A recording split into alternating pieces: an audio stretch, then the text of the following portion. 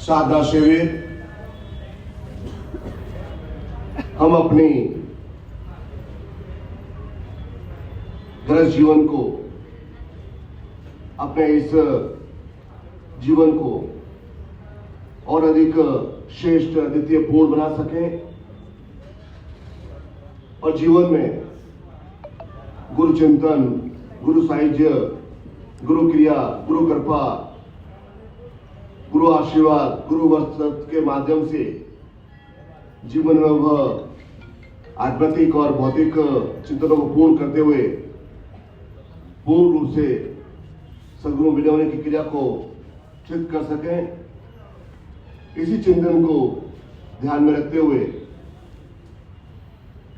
यहाँ के आसपास के श्रेष्ठ गुरु भाई बहनों द्वारा मिलकर निरंतर शिविर के माध्यम से अपनी मन की क्रिया, अपने मन का चिंतन, अपनी शिष्यता को और अधिक उत्कृष्ट करने के लिए शिविर के माध्यम से गुरु के चरणों में प्राण चेतना और अधिक जागृत करने के लिए निरंतर गुरु भाई बहन मिलकर शिविर के माध्यम से कार्य कर रहे हैं। और इसी प्रवाह में आज यहाँ शिविर का आयोजन किया गया है ताकि हम सब गुरु भाई बहन मिलकर वह सामूहिक मंत्र जाप, पूजा, दीक्षा, साधना, ज्ञान, आरती पूर्ण रूप से प्राप्त कर सकें। और जिन्होंने भी इस श्रेष्ठ कार्य में अपना योगदान दिया है, चाहे किसी प्रकार का हो, उन सबको मैं पूर्ण सदिश आशा प्रदान करता हूं, उनकी जीवन की मंगल कामना करता हूं कि वे निरंतर अपने जीवन में स्वार्थ से थोड़ा ऊपर उठकर निस्वार्थ भाव से सेवा करें और अपने अंदर जो शिष्यता है उस संकल्प को पूरा करें। कोटि कोटि उनको आशीर्वाद।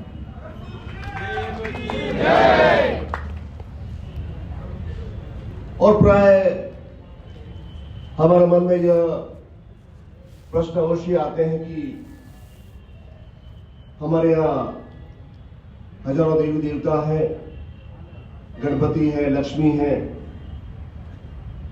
शिव है, राम है, कृष्ण है, महाविद्या है, फिर भी हम अपने जीवन में दुखी क्यों है, संतप्त क्यों है, रोगित क्यों है? ये हमारे प्रत्येक के जीवन में प्रश्न अवश्य आते हैं और हम तुलना करते हैं पार्थिव जगत के कि वहां प्रत्येक व्यक्ति सुखी है, संपन्न है, धन धान्य है।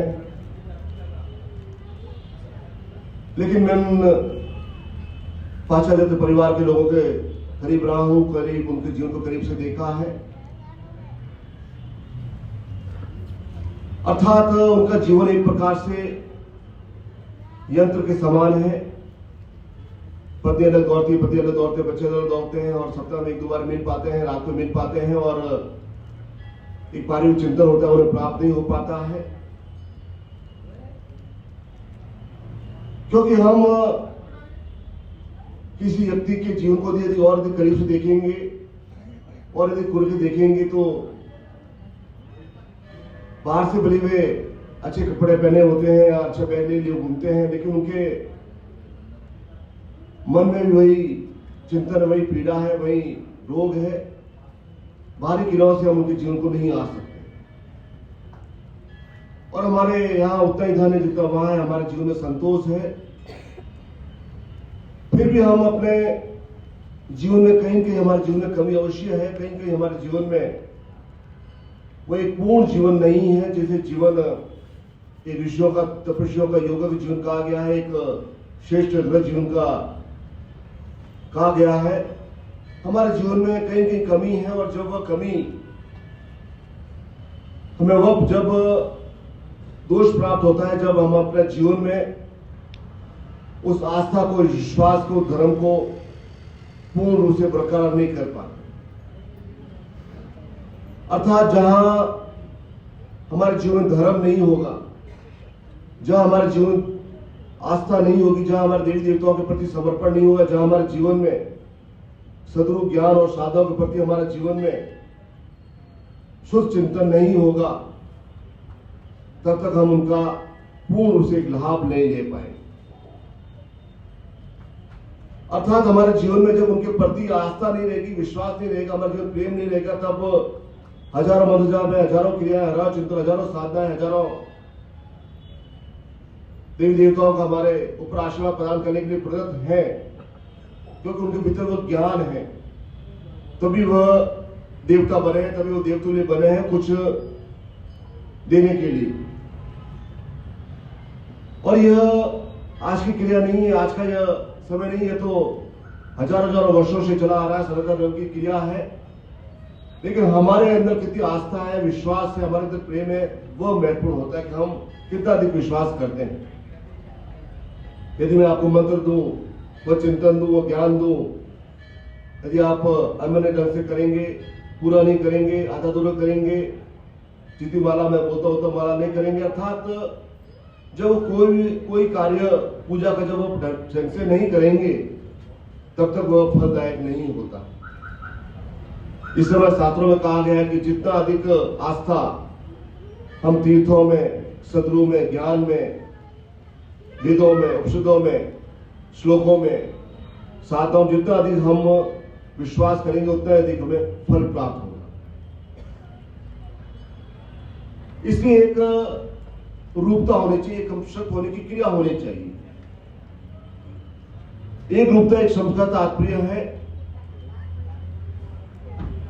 कि यदि वह एक अंदर पात्रता है, ग्रहण करने की क्षमता है, जिस प्रकार से एक पावर हाउस होता है, एक बिजली का बहुत बड़ा घर होता है, जब वहां पर लाइट ऑन करते हैं, स्विच दबाते हैं, तो उन तार के माध्यम से हजारों हजारों घरों में बिजली आ जाती है। लेकिन यदि घर के तार यदि फ्यूज है, तार खराब है, तो कितना बड़ा पावर हाउस क्यों ना हो, उस घर में बिजली नहीं पहुंच सकती, क्योंकि वह फ्यूज है, अर्थात वह तार सही नहीं।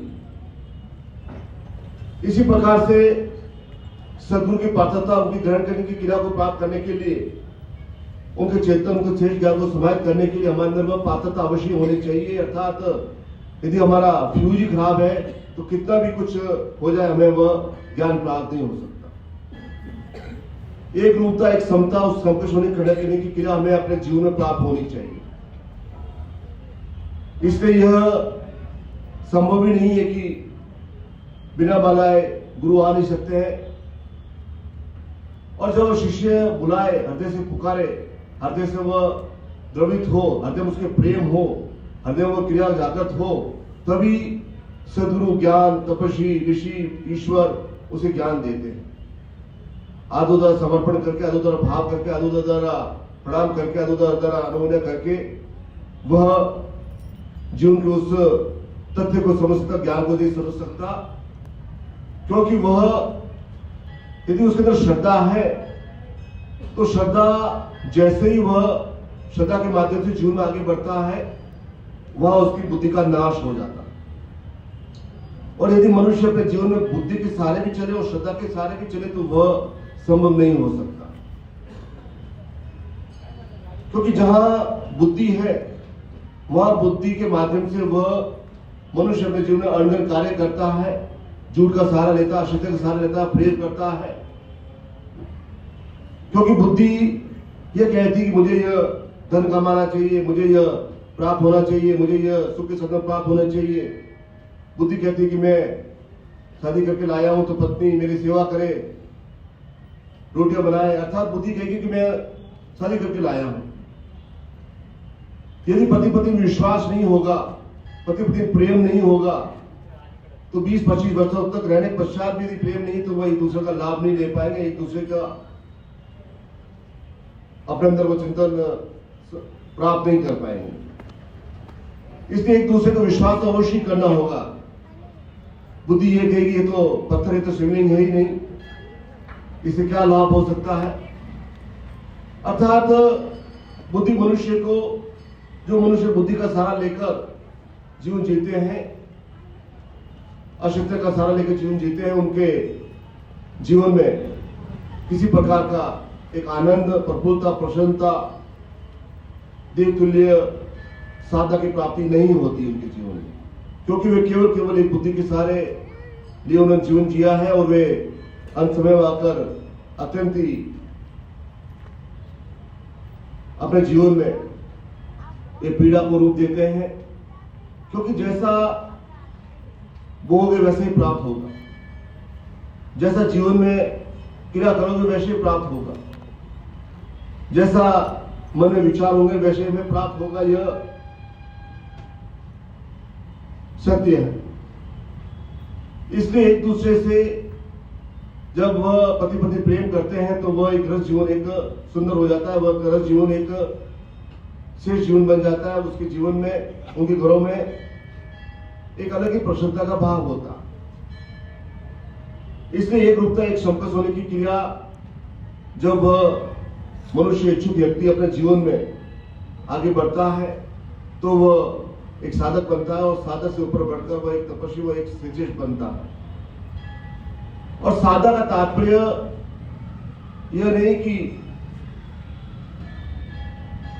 अभी आज किया है और तुरंत हमें फल प्राप्त हो जाए। यदि मैंने भोजन ग्रहण किया है तो उस भोजन को खून बनने के लिए, जिससे हमारा शरीर चल सके, उसको भी 8-10 घंटे लगते हैं उस भोजन को खून में परिवर्तित करने के लिए। वह नाड़ियों में जाएगा, फिर नाड़ियों के माध्यम से वह पूरे शरीर में जाएगा, अर्थात जब वह भोजन पूरे शरीर में घूमेगा तभी वह खून में तब्दील होगा, तभी हम शरीर का सहारा ले सकेंगे, अर्थात चल सकेंगे। इसी प्रकार से वह मंत्रों की उपयोगिता, मंत्रों की क्रिया वही होती है जब हम धैर्य के साथ, एक अतिथा के साथ, एक क्रिया के साथ उन मंत्रों जाप करें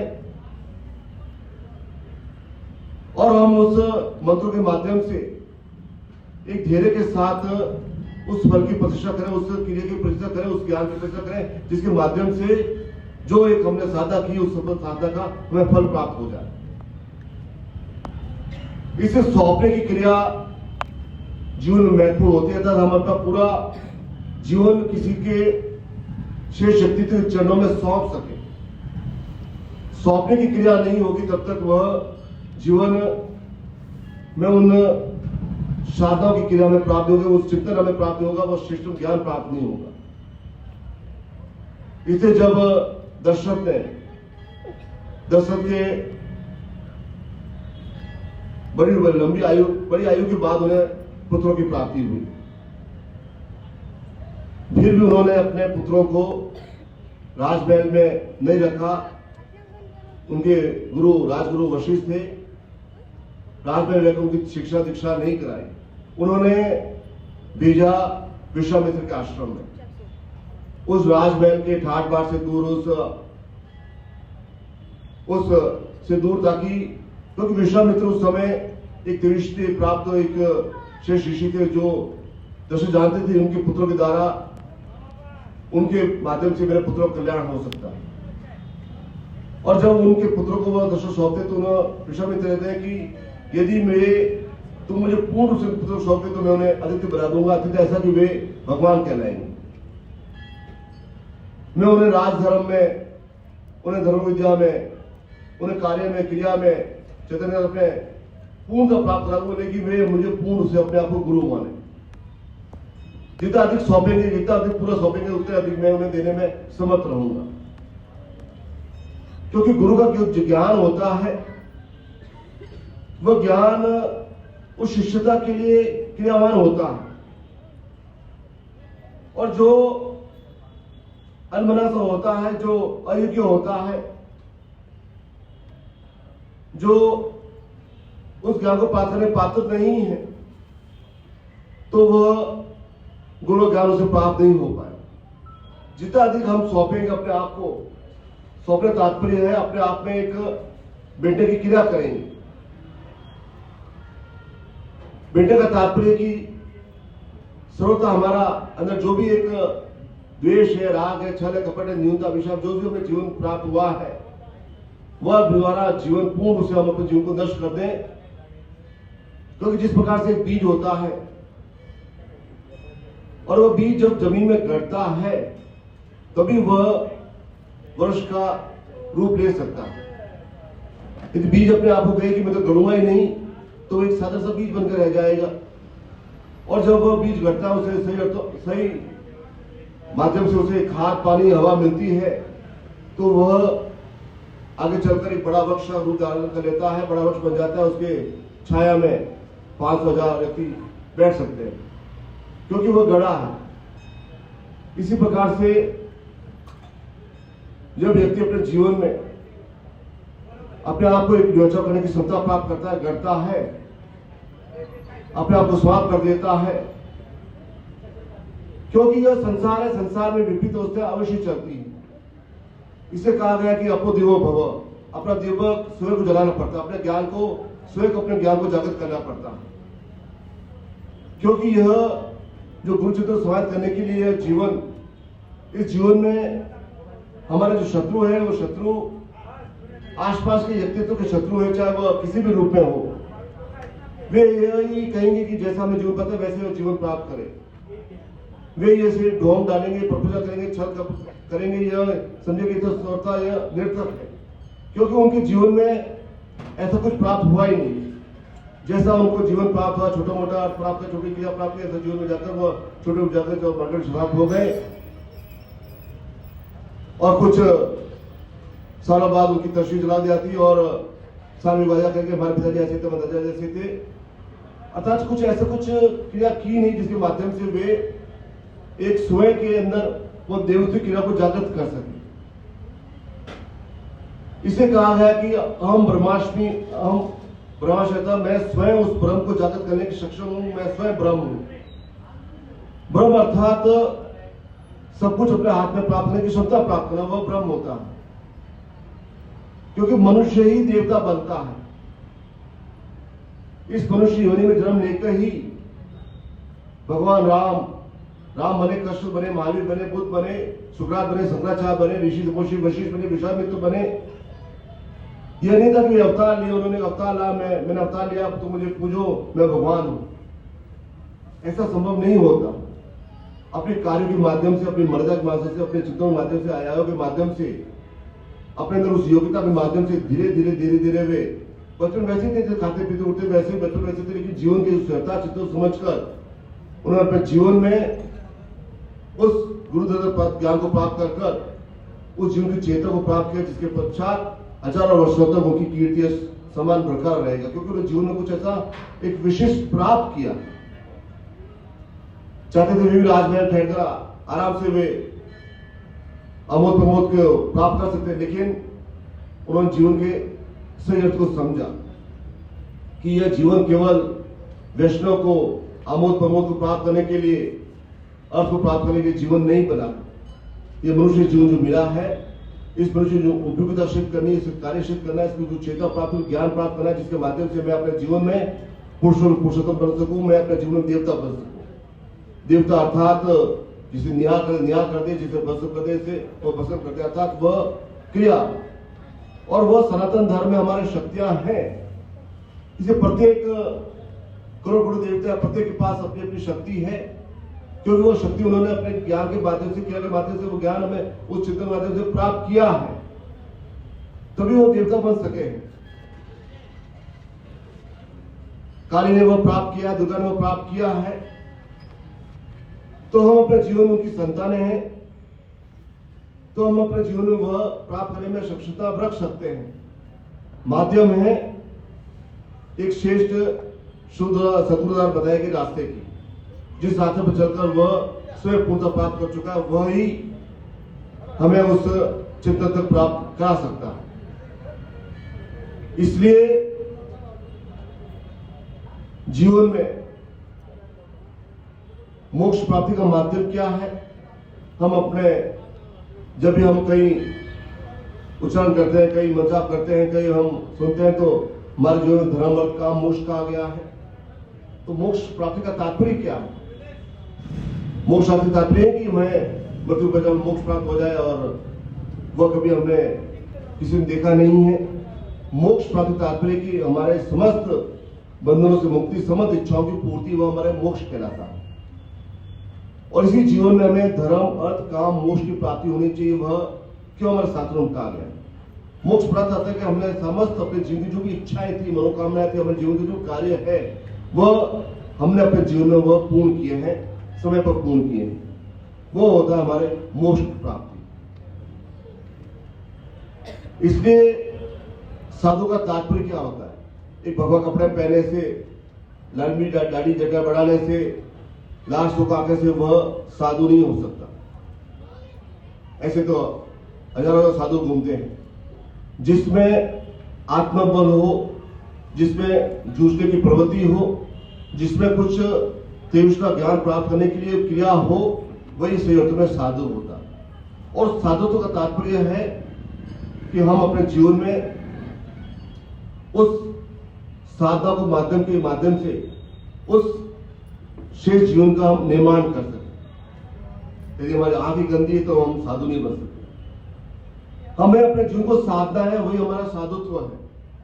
हमें अपने जीवन की पूर्ण से क्रिया निर्धारित करनी, वही हमारा साधुत्व है।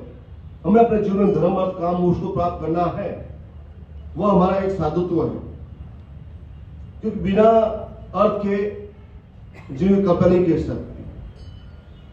हमारे जीवन में धर्म भी होना चाहिए, अर्थ भी होना चाहिए, काम भी होना चाहिए, मोक्ष होना चाहिए, वही व्यक्ति तो पूर्ण होता है। जितने में हमारे ऋषि मुनि तपस्वी योगी, उन्होंने सबने ग्रह जीव का पालन किया। सबके जीवन में प्रेम था, सबके जीवन में ग्रह जीवन था, सबने अपने जीवन में ग्रह जीव का पालन किया है और सब अपने जीवन में तपस्वी महर्षि थे, क्रियावान व्यक्तित्व थे। और हम भी अपने जीवन में उस साधुत्व को, उस तत्व को ज्ञान प्राप्त करने के लिए हमने अपने आप को सदगुरु से जोड़ा है, उस ज्ञान से जोड़ा है, ताकि हमारे अंदर आत्मा हो सके, हमारे अंदर जागृति हो सके, हमारे अंदर उस धर्म और काम उसको प्राप्त करने के लिए हमारे अंदर वह क्रिया जागृत हो सके। तो वह साधना के माध्यम से, तपस्या के माध्यम से, गुरु क्रिया के माध्यम, गुरु चिंतन के माध्यम से तभी हमें वह प्राप्त होता है। क्योंकि ज्ञान तो सीखना ही होगा, उस ज्ञान को प्राप्त करने के लिए चलना ही होगा, उस ज्ञान को प्राप्त करने के लिए उस चिंतन को समाहित करना ही होगा, तभी हम, अन्यथा घर पर बैठकर वो प्राप्त नहीं किया सकता है। और घर पर केवल वही व्यक्ति बैठते हैं जिनके जीवन में, जो अपने जीवन में एक प्रकार से ढूंढ में हो सके, हमें यही जीवन प्राप्त हुआ, यही हमारा जीवन है, हमें जीवन और कुछ नहीं चाहिए। अर्थात उनकी छोटी मोटी क्रिया ही, छोटे मोटे चिंतन है, वही व्यक्ति घर में बैठते हैं। हमने अपने आप को उस चांदी के पिंजरे के अंदर वो कैद कर दिया है। जिस प्रकार से एक तोता एक कैदरे में, एक उस पिंजरे में कैद हो जाता है, और जो इस पिंजरे से उसे बाहर निकालते हैं, थोड़ी देर फुदकता है, फिर वापस जाकर उसे पिंजरे में वो बैठ जाता है, कहीं वो बिजली नहीं खा जाए, उसे भय हो जाता है। क्योंकि उसे वहां हरी भरी मिर्च मिल जाती है, अनाज दाने मिल जाते हैं। लेकिन मुक्त गगन में उड़ने का जो एक सामर्थ्य है, जो उड़ने की क्षमता है और जो उड़ने में आनंद है, वह केवल हंसी, मासूम हंसी वो जान सकता है कि किस प्रकार से घर में उड़कर उस प्रसन्न को प्राप्त किया जाता है। उस तोते में उड़ने की क्षमता है, लेकिन वो खुला बैठा है और वह उस आनंद को प्राप्त नहीं कर सकता।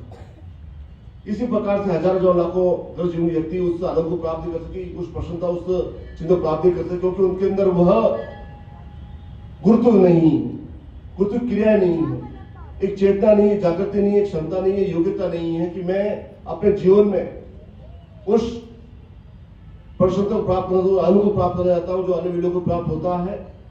और चित्त को समाहित कर मैं अपने जीवन में पूर्ण रूप से धर्म, अर्थ, काम, मोक्ष की प्राप्ति कर सकूं, पूर्ण रूप से सगुण होने क्रिया कर सकूं।